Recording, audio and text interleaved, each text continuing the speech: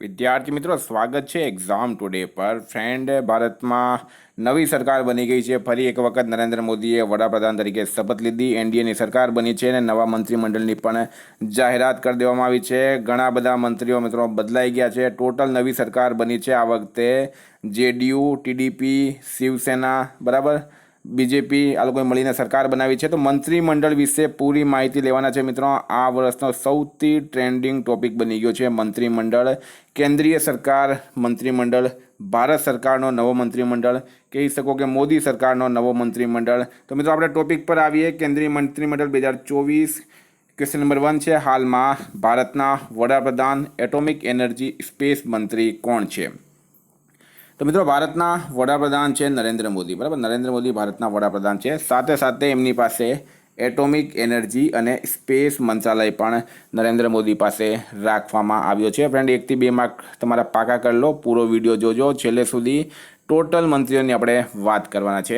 હાલમાં ભારતના પર્યાવરણ અને વન જળવાયુ મંત્રી કોણ બની ગયા છે? તો મિત્રો પર્યાવરણ, બરાબર, એન્વાયરમેન્ટ, વન એટલે કે ફોરેસ્ટ, જળવાયુ મંત્રી, બરાબર, તો એ બન્યા છે મિત્રો ભૂપેન્દ્ર યાદવ, બરાબર. ભૂપેન્દ્ર યાદવ સ્ટારમાં કરજો મિત્રો, ઇમ્પોર્ટન્ટ રહેશે. એક પ્રશ્ન આમાંથી ઇમ્પોર્ટન્ટ રહેશે. ભારતના રક્ષા મંત્રી કોણ બન્યા છે? તો મિત્રો રક્ષા મંત્રી બની ગયા છે રાજનાથસિંહ. ફરી એક વખત રાજનાથસિંહ ભારતના રક્ષા મંત્રી બન્યા. 2014માં જ્યારે સરકાર બની હતી ત્યારે રાજનાથસિંહ ગૃહમંત્રી હતા. 2019માં મિત્રો તેઓ રક્ષા મંત્રી બન્યા અને 2024માં ફરીથી રાજનાથસિંહ ભારતના ડિફેન્સ મિનિસ્ટર બની ગયા છે. હાલમાં ભારતના ભારી ઉદ્યોગ અને સ્ટીલ મંત્રી કોણ બની ગયા? તો મિત્રો એચડી કુમારસ્વામી, બરાબર.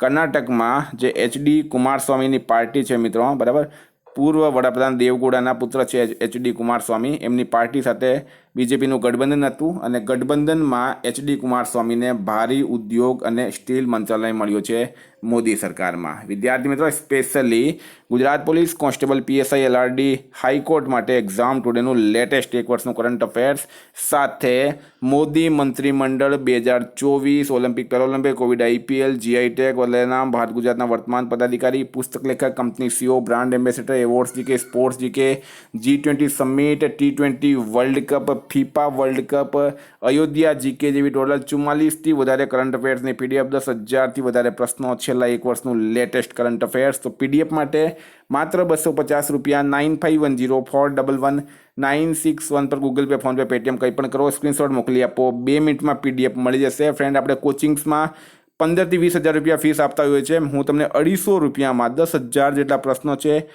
તારીખ વાઇઝ કરંટ અફેર્સ છે, મંથ વાઇઝ તમને કરંટ અફેર્સની પીડીએફ મળશે. ગઈ તમામ એક્ઝામમાં 100% કરંટ અફેર આપણે પૂછાયું છે, કારણ કે આપણે પર ડેના 15 થી 20 પ્રશ્નો આમાં કાઢીએ છીએ, બરાબર.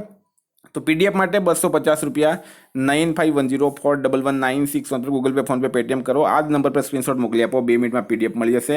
નેક્સ્ટ ભારતના પંચાયતી રાજ, ડેરી, પશુપાલન અને મત્સ્યપાલન મંત્રી કોણ બન્યા છે? જો કેટલા ડિપાર્ટમેન્ટ છે? રાજીવ રંજન સિંહ, બરાબર. રાજીવ રંજન સિંહ મિત્રો જેડીયુ પાર્ટીમાંથી આવે છે, બરાબર. જેડીયુ પાર્ટીનું એલિયાન્સ છે બીજેપી સાથે. કઈ જગ્યાએ? બિહારમાં, બરાબર. નીતિશ કુમારની પાર્ટી છે આ.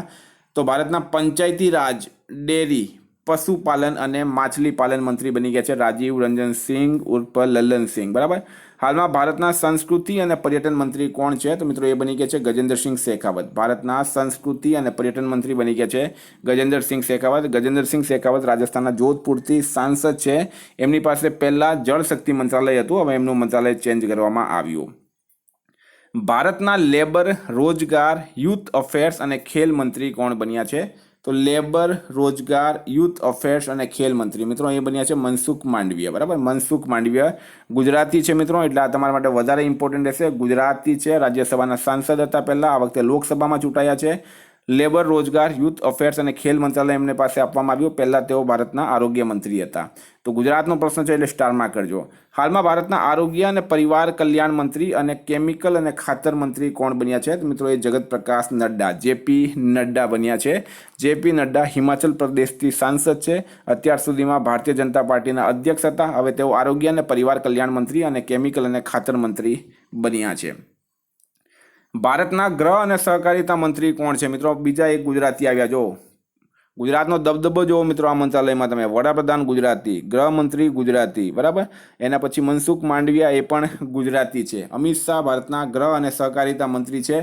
ગુજરાતની ગાંધીનગર બેઠકથી તેઓ લોકસભાના સાંસદ છે. મિત્રો વિડીયો ગમતો હોય તો કમેન્ટ બોક્સમાં જણાવજો. હાલમાં ભારતના સડક પરિવહન રાજમાર્ગ મંત્રી કોણ બન્યા? તો મિત્રો નીતિન જયરામ ગડકરી સડક પરિવહન અને રાજમાર્ગ મંત્રી બની ગયા છે. ફરીથી ભારતમાં મિત્રો જેટલા પણ મંત્રી છે એમાં સૌથી સારું કોઈ મંત્રીનું કામ કહેવામાં આવે તો નીતિન ગડકરીનું કામ છે. નીતિન ગડકરીએ હાઈવેનો પૂરો જાળ એમણે ફેલાવી દીધો આ દેશમાં. નીતિન ગડકરી મિત્રો સૌથી ઈમાનદાર મિનિસ્ટર પણ કહેવામાં આવે છે. તો ફરી એક વખત એમને સડક પરિવહન અને રાજમાર્ગ મંત્રાલય આપવામાં આવ્યું છે. નીતિન ગડકરી મહારાષ્ટ્રના નાગપુરથી સાંસદ છે. હાલમાં ભારતના નાણાં અને કોર્પોરેટ અફેર્સ મંત્રી કોણ છે? તો મિત્રો એ છે નિર્મલા સીતારમણ. ફરી એક વખત નિર્મલા સીતારમણને વિત્ત મંત્રાલય એટલે કે ફાઇનાન્સ મિનિસ્ટ્રી આપવામાં આવી છે. સૌથી તાકતવર મિનિસ્ટ્રી કહેવામાં આવી છે અને કોર્પોરેટ અફેર્સ પણ એમને જ આપવામાં આવ્યું છે. નેશનલમાં ભારતના કૃષિ અને ખેડૂત કલ્યાણ મંત્રી અને ગ્રામીણ વિકાસ મંત્રી કોણ બન્યા? તો મિત્રો આ સૌથી પાવરફુલ અને સૌથી ઈમાનદારી મંત્રાલય છે. શિવરાજસિંહ ચૌહાણ એમને ઇનામ આપવામાં આવ્યું છે. મધ્યપ્રદેશમાં બીજેપીએ 29માંથી 29 લોકસભાની સીટ જીતી. મધ્યપ્રદેશના પૂર્વ મુખ્યમંત્રી શિવરાજસિંહ ચૌહાણ જેમણે એક બીમારું રાજ્ય મધ્યપ્રદેશને આગલી હરોળમાં લાવીને મૂકી દીધું છે, વિકાસશીલ રાજ્યમાં મૂકી દીધું છે. તો કૃષિ અને ખેડૂત કલ્યાણ મંત્રી સૌથી ઇમ્પોર્ટન્ટ મંત્રાલય કહેવામાં આવે છે. સાથે ગ્રામીણ વિકાસ મંત્રાલય પણ શિવરાજસિંહ ચૌહાણને આપવામાં આવ્યું છે. ભારતના વિદેશ મંત્રી કોણ છે મિત્રો? તો એ છે એસ જયશંકર, બરાબર. એસ જયશંકરને ભારતના વિદેશ મંત્રાલય સોંપવામાં આવ્યું. એસ જયશંકર એ પણ ગુજરાતથી જ રાજ્યસભામાં ચૂંટાય છે. સુબ્રમણ્યમ જયશંકર એમનું પૂરું નામ છે. તેઓ ભારતના પૂર્વ આઈએફએસ એટલે કે ઇન્ડિયન ફોરેન સર્વિસના અધિકારી હતા.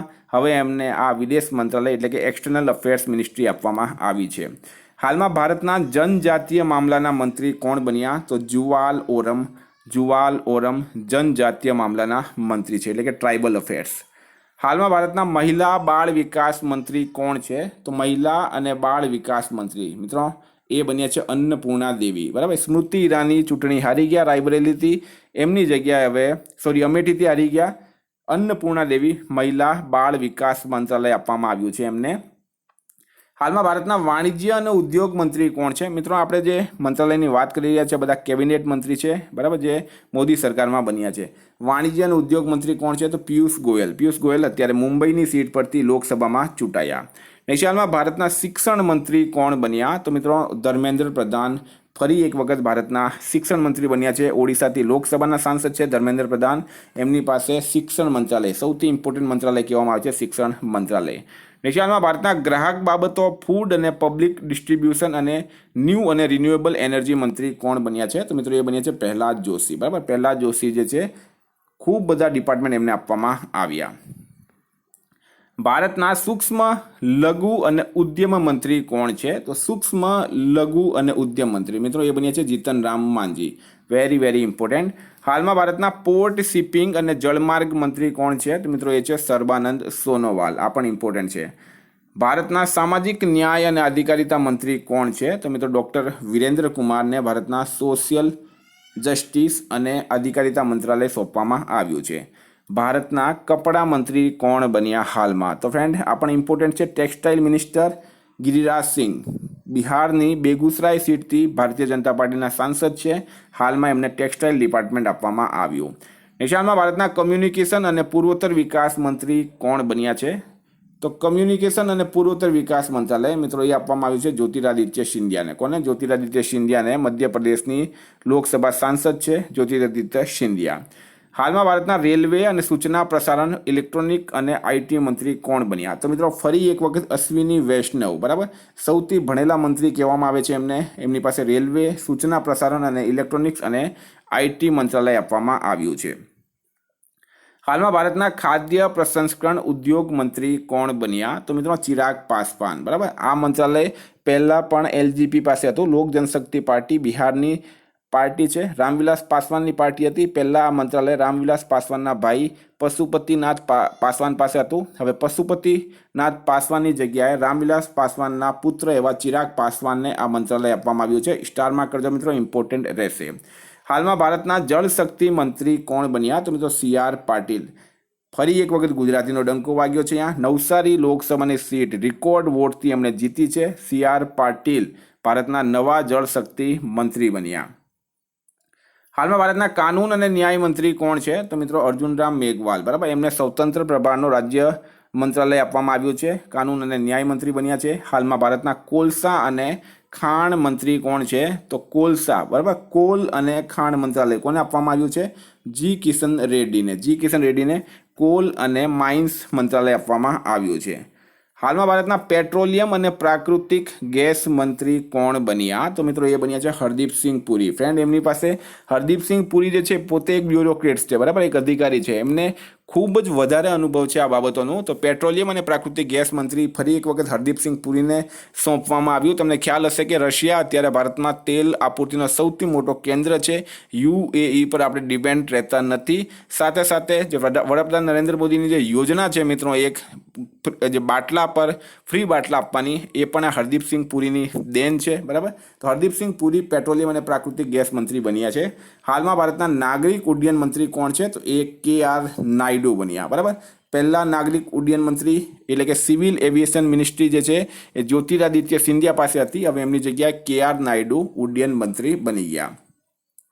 હાલમાં ભારતના સંસદીય બાબતો અને અલ્પસંખ્યક બાબતોના મંત્રી કોણ છે? તો મિત્રો એ બન્યા છે કિરણ રિજિજુ ભારતના સંસદીય બાબતો અને અલ્પસંખ્યક બાબતોના મંત્રી બની ગયા. નેક્સ્ટ, હાલમાં ઉર્જા અને શહેરી બાબતોના મંત્રી કોણ છે? તો મિત્રો એ છે મનોહરલાલ ખટ્ટર, ભારતના ઉર્જા અને શહેરી બાબતોના મંત્રી. હરિયાણાના પૂર્વ મુખ્યમંત્રી મનોહરલાલ ખટ્ટર હરિયાણાની કરનાલ સીટ પરથી લોકસભાની ચૂંટણી લડી, એમને જીત્યા અને એમને ઉર્જા અને શહેરી બાબતોના મિનિસ્ટર બનાવવામાં આવ્યા છે. ઉર્જા એટલે કે પાવરની વાત થઈ છે મિત્રો, બરાબર, પાવરની વાત થઈ છે. પાવર મિનિસ્ટર બન્યા છે મનોહરલાલ ખટ્ટર. તો વિદ્યાર્થી મિત્રો, ઉમ્મીદ કરું તમને આ વિડીયો ગમ્યો હશે. મોદી મંત્રીમંડળના જેટલા પણ કેબિનેટ મંત્રી બન્યા છે એમની ટોટલ આપણે વાત આમાં કરી લીધી છે. જો તમને PDF જોઈતી હોય તેના માટે 9510411961 પર કોન્ટેક્ટ કરો. ફ્રેન્ડ, એક્ઝામ ટુડેની એપ્લિકેશનની લિંક ડિસ્ક્રિપ્શન બોક્સમાં આપેલી છે, જ્યાં તમને ગુજરાત, ઇતિહાસ, ભૂગોળ, મેથ્સ, ઇંગ્લિશ, રિઝનિંગ, બંધારણ, GK, કરંટ અફેર્સ એટલે કે તમામ સબ્જેક્ટની ટોપિક વાઇઝ ટેસ્ટ મળશે. અત્યારે 2000 થી 2500 વિદ્યાર્થી ડેલી આમાં ટેસ્ટ આપી રહ્યા છે. એપ્લિકેશનની લિંક ડિસ્ક્રિપ્શન બોક્સમાં આપેલી છે, ત્યાં જઈને એપ્લિકેશનને ડાઉનલોડ કરી લો. નહીં સમજ પડતી હોય તો 9510411961 પર કોન્ટેક્ટ કરો. Thank you. ફરી મળીશું નવા વિડીયો સાથે. જય હિન્દ.